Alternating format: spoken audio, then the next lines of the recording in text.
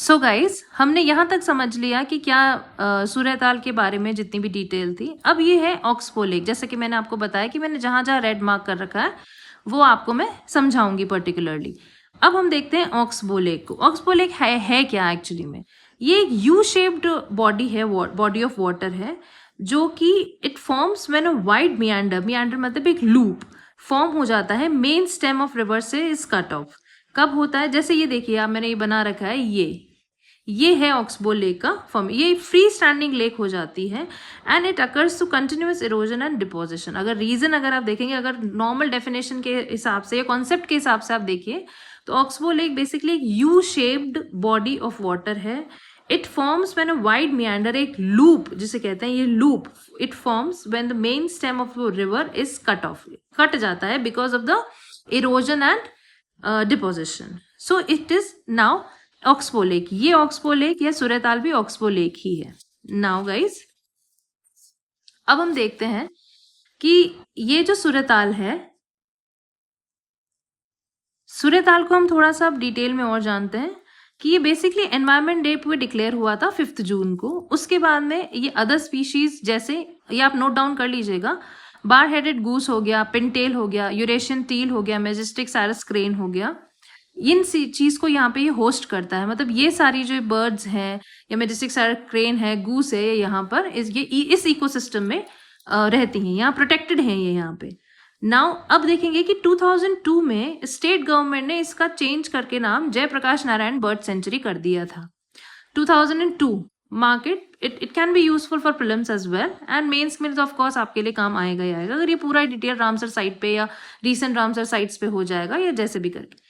Anyways, ये 2002 में state government ने इसका नाम चेंज करके जयप्रकाश नारायण बर्ड सेंचुरी कर दिया था। अब हम थोड़ा सा आप हिस्ट्री में जाते हैं जयप्रकाश नारायण जी के बारे में। बेसिकली ये इसलिए हुआ था क्योंकि ये खुद बॉर्न इन बलिया थे, यूपी के ही डिस्ट्रिक्ट में। सेकेंडली एक पॉलिटिकल लीडर हैं, लीडर थे। देन उसके बाद में इन्होंने 1974 में एक टोटल रेवोल्यूशन मूवमेंट स्टार्ट किया था। ये टोटल रेवोल्यूशन मूवमेंट के बारे में मैं थोड़ा सा आपको बता देती हूँ, सभी चीज में आपके काम आ ही सकता है। ये एक नॉन वायलेंट मास मूवमेंट था। It was basically a movement that was made against the wide spread corruption, inflation and unemployment against Indira Gandhi autocratic rule. ये उस समय किया था and that is the reason emergency was declared after that. तो ये major एक role play किया था ये टोटल रेवोल्यूशन, ये जयप्रकाश नारायण जी ने किया था। ये पॉलिटिकल लीडर थे एंड बलिया में ही बॉर्न थे। दैट इज द रीजन इस बर्ड सेंचुरी का नाम उनके ऊपर रख दिया गया था। नाउ कुछ इन्फॉर्मेशन और हैं जो कि हमारे काम आ सकती हैं रामसर साइट्स और इन सब से related. Total number of Ramsar sites मैंने बता ही दिया आपको, 100 साइट्स हैं। इसके अलावा आप अगर वर्ल्ड वाइड देखें तो सबसे ज़्यादा यूके में है 176, सेकेंड नंबर पे Mexico, and we are now third largest globally. Globally we are like highest in number of Ramsar sites, that is 100, and we are first in Asia basically. तो UK, Mexico and third is like India. अगर हम India की बात करें तो सबसे ज्यादा तमिलनाडु में, मैंने पहले भी अभी आपको बताया था, तमिलनाडु में 20 साइट्स हैं रामसर साइट्स। यूपी में सेकेंड हाईएस्ट है 13 इंक्लूडिंग दिस। अब हम देखेंगे कि सबसे लार्जेस्ट जो रामसर साइट है हमारे इंडिया में वो सुंदरबंस है, वेस्ट बंगाल, एंड स्मॉलेस्ट है रेणुका जो कि हिमाचल में है। और वर्ल्ड की अगर हम बात करें तो लार्जेस्ट है रियो नेग्रो ब्राजील में, और लार्जेस्ट एरिया वाइज अगर हम देखें जहाँ पे वो स्ट्रेच है पूरा रामसर साइट कवर करता हुआ, वो भी ब्राजील है।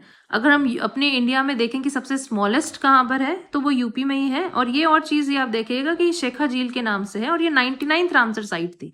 100 भी यूपी में ही है, 100 भी यूपी में ही है, और 99 भी यूपी में ही है। नाउ अब हम थोड़ा सा एनवायरनमेंट से रिलेटेड चीज़ों को जानते हैं कि हमें इन वेटलैंड्स को, मतलब ये कन्वेंशन बनाया, इसका पर्पस क्या था कि भाई यहाँ पे फॉर हॉल्ट, फॉर रोकथाम के लिए यहाँ पे कि कंजर्वेशन हो इस इकोसिस्टम का। तो basically why we have to conserve the wetlands, मतलब हमारे पास में हमें क्यों रिक्वायरमेंट है इसको कंजर्व करने की। सबसे पहला रीजन अगर हम देखेंगे तो ओवर एंड एक्सेसिव एग्रीकल्चर, अगर आप, क्योंकि यहाँ पे वाइज यूज है, मतलब sustainable utilization for human benefit as well है, तो उसकी वजह से कई बार ऐसा होता है कि यहाँ पे अनरेगुलेटेड फिशिंग हो जाती है बहुत ज़्यादा, एक्सेसिव हार्वेस्टिंग हो जाती है, over exploitation of the area हो जाता है, excessive use of chemical fertilizers हो जाता है बिकॉज ऑफ द एग्रीकल्चर, या फिर ओवर एंड एक्सेसिव एग्रीकल्चर हो जाती है, जिसका एक रीज़न रहता है eutrophication, that is a threat to aquatic life. ये रीजन है, ये रीजंस होते हैं जिसकी वजह से हमें वेटलैंड्स को कंजर्व करने की जरूरत पड़ती है। जैसे बता ही दिया मैंने आपको, exploitation, over exploitation of the area, excessive harvesting कर दी, या फिर fishing, extra ordinary unregulated fishing हो रही है, केमिकल फर्टिलाइजर्स, एक्सेसिव एग्रीकल्चर हो गया, एंड यूट्रिफिकेशन। अब जानते हैं हम यूट्रिफिकेशन थ्रेट क्यों है एक्वेटिक लाइफ का। नाउ अगेन गाइज, ये यूट्रिफिकेशन मैंने मार्क कर दिया। Now I explain what is eutrophication.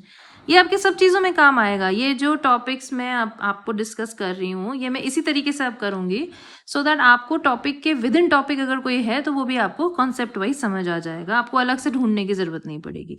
Eutrophication basically क्या होता है कि डिप्लीशन ऑफ ऑक्सीजन हो जाता है due to excessive algae bloom when sewage या केमिकल्स, सीवेज डिस्चार्ज या केमिकल्स जो भी यूज होते हैं एग्रीकल्चर में, that are mixed in water.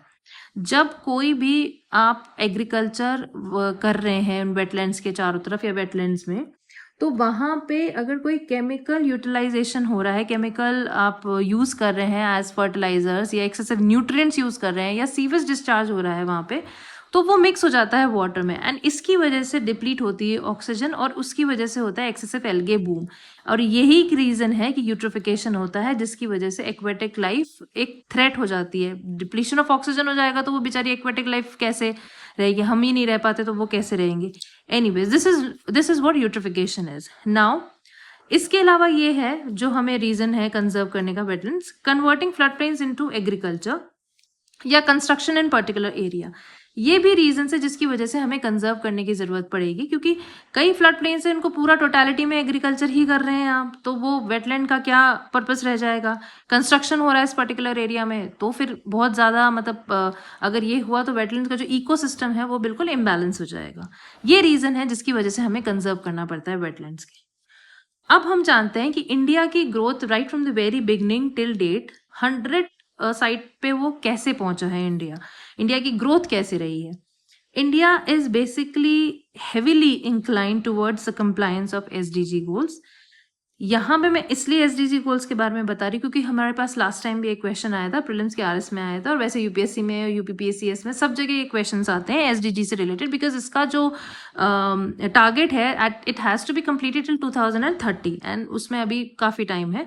So it's a work in progress of SDG. So now यहाँ पे स्पेशली 14 एंड 15 जो सस्टेनेबल डेवलपमेंट गोल्स है, विल एक्सप्लेन दिस ऑल्सो कि सस्टेनेबल डेवलपमेंट गोल्स के बारे में भी हम जानेंगे।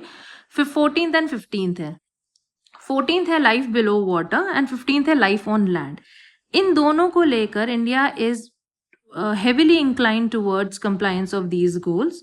अब अगर हम देखेंगे तो 2015 तक मात्र 26 साइट ही डिक्लेयर्ड थी एज रामसर साइट। उसके बाद में 2018 में हम देखेंगे 36 हुई, आप 2022 में देखिए 75 और 2026 में 100। It's a matter of time from 2022 to 2026 में आप ये देखिए 75 to 100। इसका मतलब growth and India is growing and moving towards sustainable development. अब हम आते हैं एसडीजी गोल्स पे, सस्टेनेबल डेवलपमेंट गोल्स पे।